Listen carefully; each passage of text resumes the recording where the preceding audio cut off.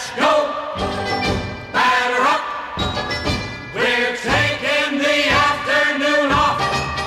It's a beautiful day for a ball game,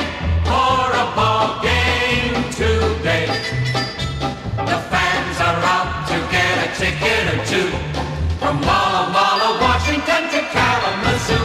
It's a beautiful day for a home run, but even a triple's okay.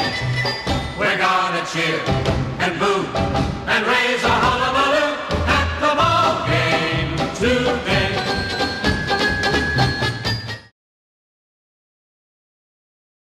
Hey everybody, it's me, Rick Acosta, the Dodger Card Collector, coming to you with another video. Today is Friday morning, November 22nd. We are 6 days away from Thanksgiving. I've been away for a few weeks. I think this is the longest I've been away from YouTube in a while. After the World Series, I probably just spent a little too much time celebrating. Also took some time off for myself and went up to the Central Coast of California. Just a place I like to enjoy and just to get away from all the chaosness of the world that seems to be always happening when you live in a big city and those type of things. So I got away for a few days, got to watch some football while I was up there, got to do some hiking, which was really nice. Now, you're probably going to say, gosh, he hasn't done anything hobby-wise. Believe it or not, I have. I've done pretty, I feel like I've done a lot lately. I've won a few auctions recently. I lost everything on Robert Edwards' auction last week, and I ended up winning a card from Clean Sweep Auctions and a card from Collector Investor Auctions, Chris Sewell's gang. Those I'm still waiting to arrive in the mail, so I'll show those off with you in a future email. And but I have been buying some cards. Basically, let's say literally everything's from eBay. I did want to go on today just because if you're local to the area, this weekend is the Pasadena Card Show in Pasadena, California. For those of you who are not familiar, home of the Rose Bowl and the Rose Parade. And they will be, I'm going to give you some basic info just for you guys in case you're planning on going. And I'll leave a link to my last video regarding that show with my review. I will not be attending this time. I've got my mom on Saturday, which is way more important to me than cards. And on Sunday, I'm going to the Rams and the Eagles game. So just gonna skip this show. But I'm gonna give you the basics on the Pasadena Card Show. Admission is $10 if you buy online and in advance. If you wait till tomorrow or Sunday to go to the show and buy tickets at the door, it's going to be $15. And I highly recommend that you pay $10. I mean, I have issues with $10, but just do it. You know, for me, this show's not worth $15. But anyway, parking is not free. Parking is also $15. If you choose to, you could do free 2-hour parking, which is a couple of blocks south of the Pasadena Convention Center, or Civic Auditorium, I should say. The event will be held at the Pasadena Civic Auditorium. It is in the biggest room they have, I believe. This will be the second time they've used it. And the vintage is okay there. I know my friends Mitch will be there. I know Levon will be there. I'm thinking Scott and Gloria might be out there. Dominic and Tyler will be out there. There'll be a couple of others. So there's going to be some vintage there.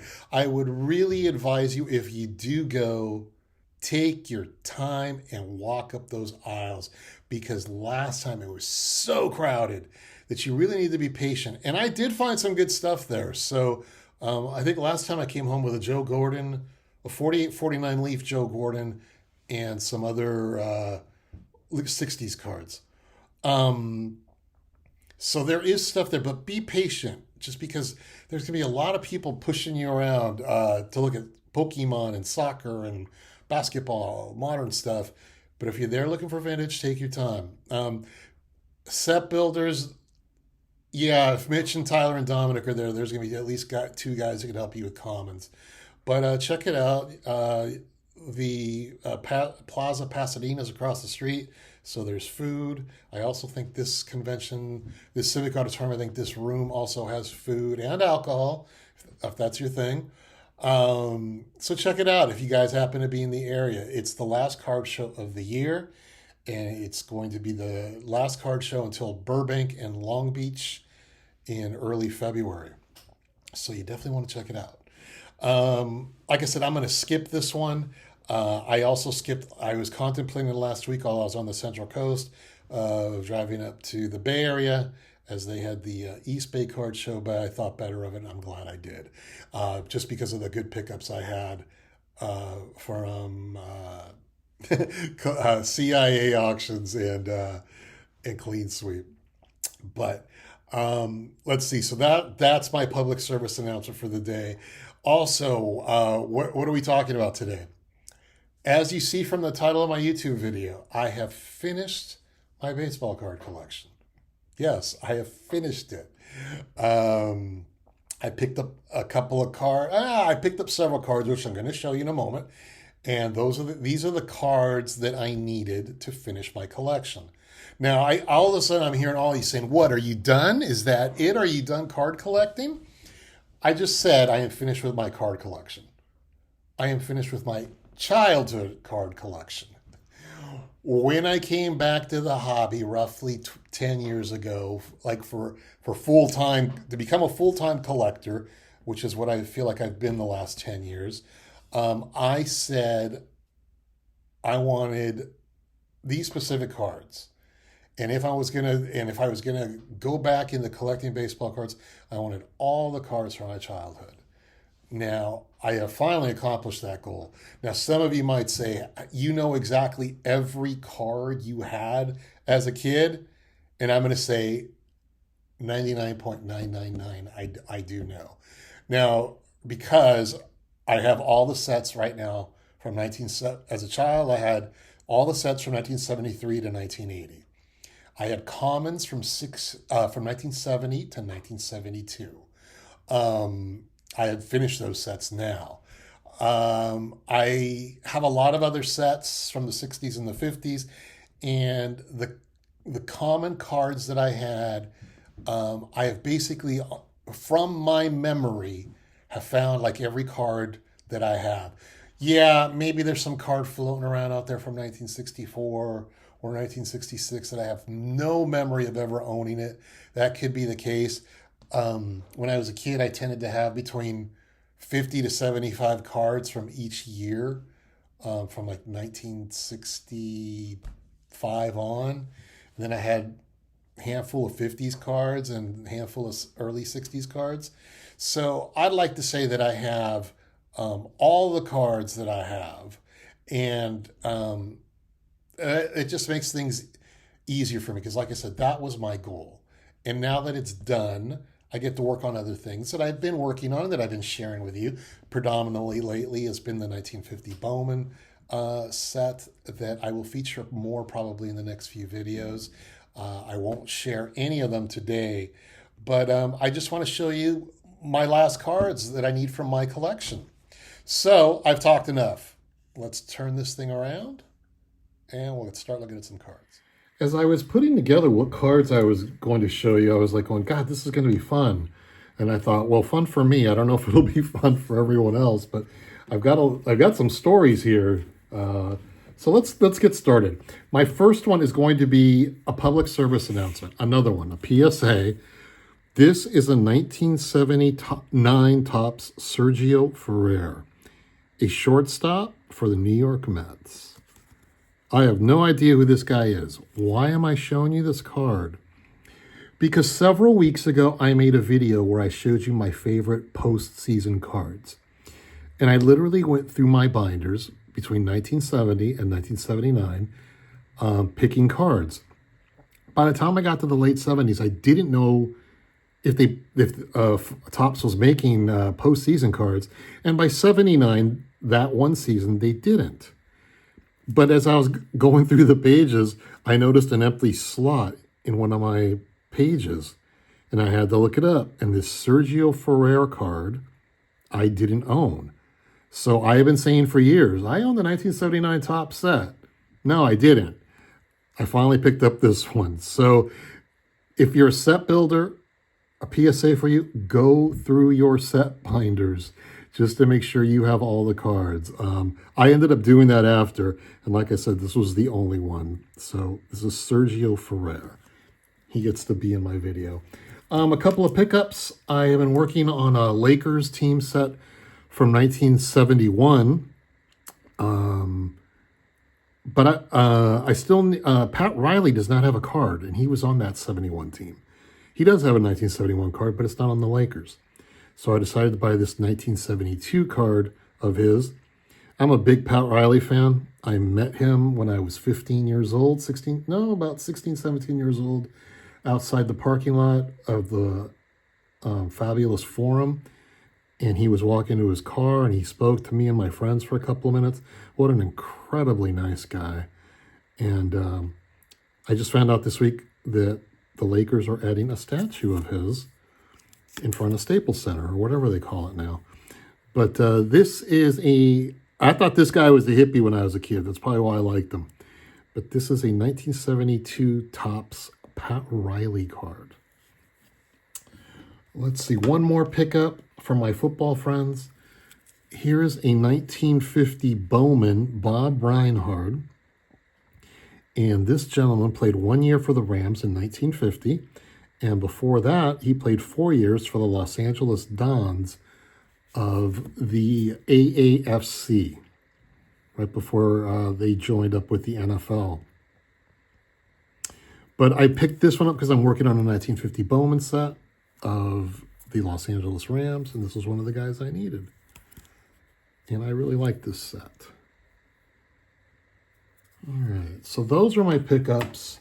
Let's go back into some of my recent pickups of cards that I needed to finish my childhood set.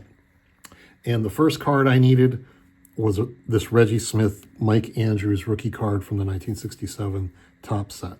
I remember having this as a kid. A couple of months ago, I was looking, I don't know if I was watching YouTube or if I was just going at a card show, and I saw the card and I go, I remember owning that card. So I went and bought it. Reggie Smith was one of my favorite players on the Dodgers in the late 70s. And he had a great run there for them. Also played for the Red Sox and the Cardinals. And then I think after the Dodgers, he went on to the San Francisco Giants. But that is Reggie Smith.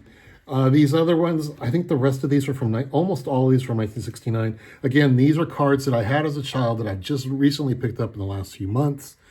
We've got a Greg Nettles card when he was on the Twins. I remember Nettles on the Indians before he went to the Yankees, but he was on the Twins first. I believe he was traded to the Indians in a trade that brought... no, was he in the Luis Tiant trade? He might have been.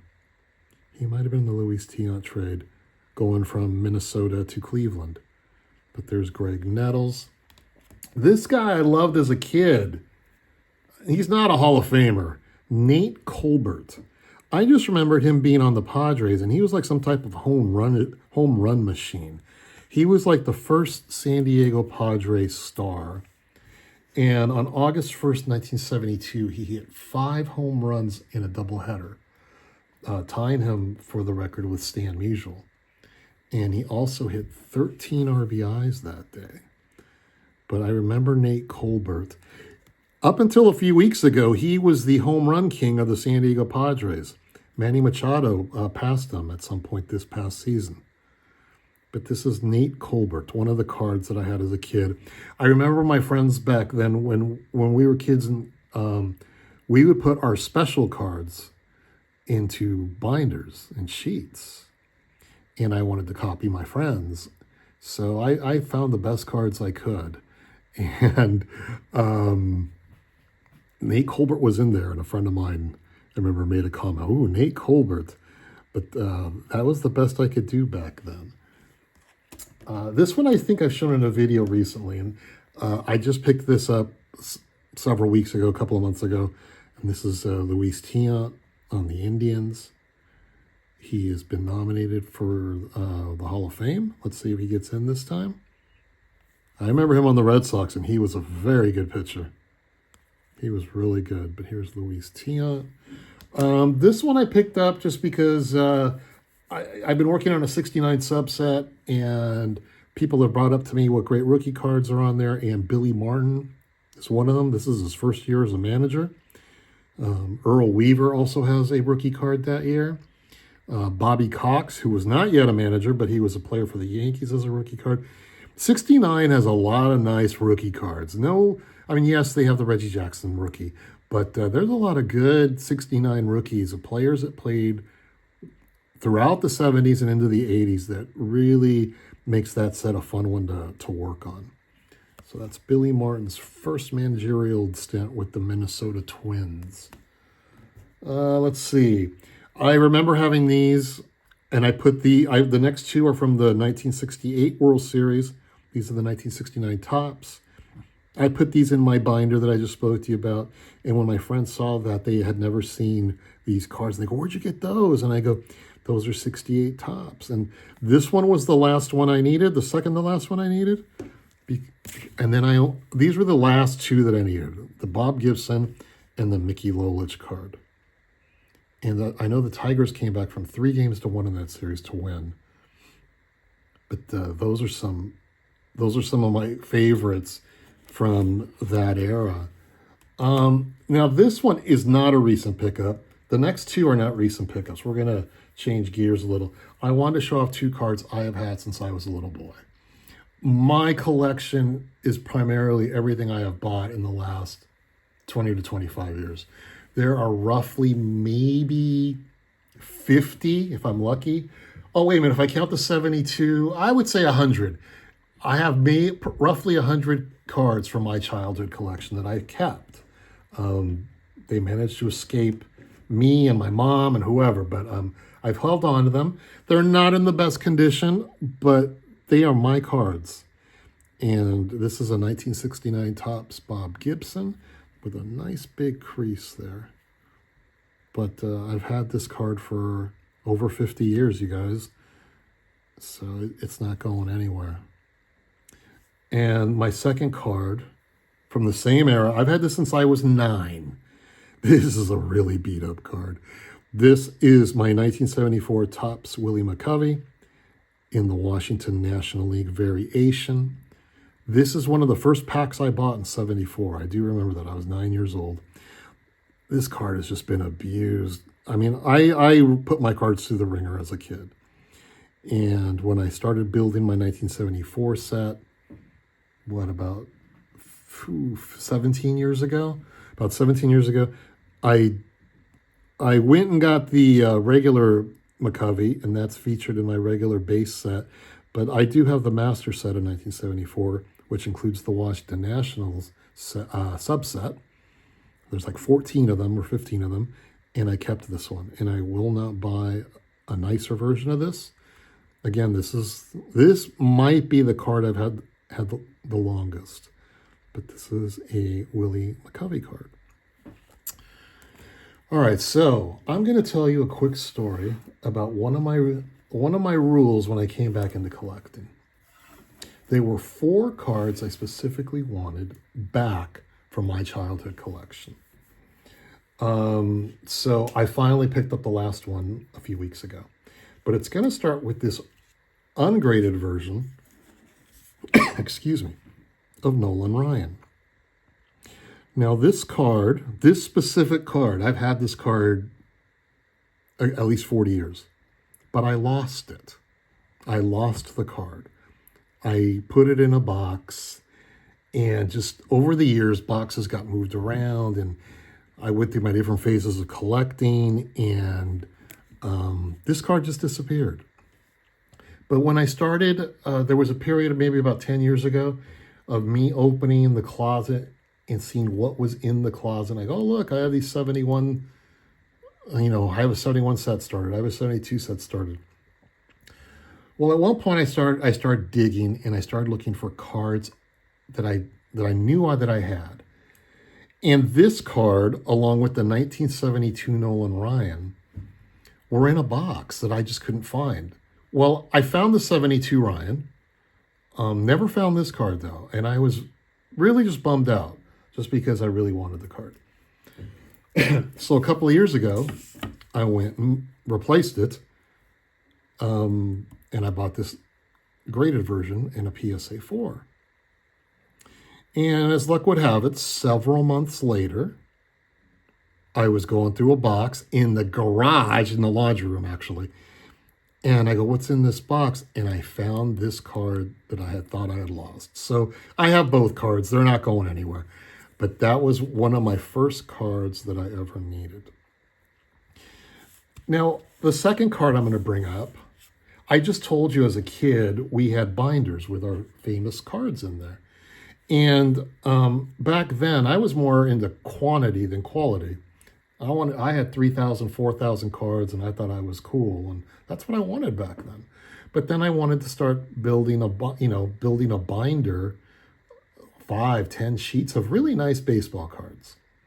So I took my lunch money, and I won't name names because for all I know, these guys might be watching me. I don't know what, but I spent $10 one day on this card. From a boy I was a freshman in high school, and I bought a 1957 Topps Roberto Clemente from him, and for $10. Now, my plan back then, I was 15, was I was gonna flip this card because a buddy of mine was working on the 57 set. So I go, I was friends. I worked at a card store back then. And I told him I have the 1957 Topps Roberto Clemente, but I would really like the 1958 Topps Willie Mays. My friend is willing to trade me that card, and he says I would do it. So I did. So I ended up having the Clemente for just a few days. Probably the last time I ever flipped a card. So Clemente went away, and now I owned Mays. So the plan with Mays was to trade this card for like 10 cards. And when I eventually made a trade. I don't remember much what was in there. I can tell you that there was a 68 Topps Tom Seaver card and some other cards. But probably a trade I wouldn't make today. So Willie Mays went away. So I have these 3 cards back from my childhood, because these are 3 of the 4 cards that I said I wanted back. And finally, it took me a while, but I finally picked up the 4th card. And in this case, let's move you guys over. I picked up this 1968 Topps Nolan Ryan in a 4.5. I won this, oh boy, from who? One of the auction houses. I did what I did. I was trying to find, I'll be honest, you guys, I was trying to find a PSA 3. I had been looking for months, and I was trying to spend $500 or less. It wasn't working. I'll be honest, it was not working. The best I saw was maybe, I think, one for $575, and he wasn't willing to come down. I just wasn't having any luck. I saw this card in a 4.5 and I liked it. Price was a little bit more than I wanted to pay, but at the end of the day, I got a really, really good deal on it that I couldn't pass it up. And I was able to, I think I sold a pair of tickets for a football game, and I had 3/4 of the money right there, and the rest I paid in cash. So I picked up this Nolan Ryan card, along with Jerry Kuzman, by the way. Let's not forget. But this is oh, by the way, this also finishes my 1968 Topps set. I have now completed that set. So not only does it finish my childhood collection, it finishes my 1968 Topps set. And it's really nice to have all the cards I had when I was a kid. And as I said earlier, it doesn't mean I'm done. It just means we got to figure out what I'm going to do with the rest of my adult years collection-wise. But that's it for now, guys. If you stuck around this long, thanks so much for hanging out, and we'll talk to you soon. Take care. It's a beautiful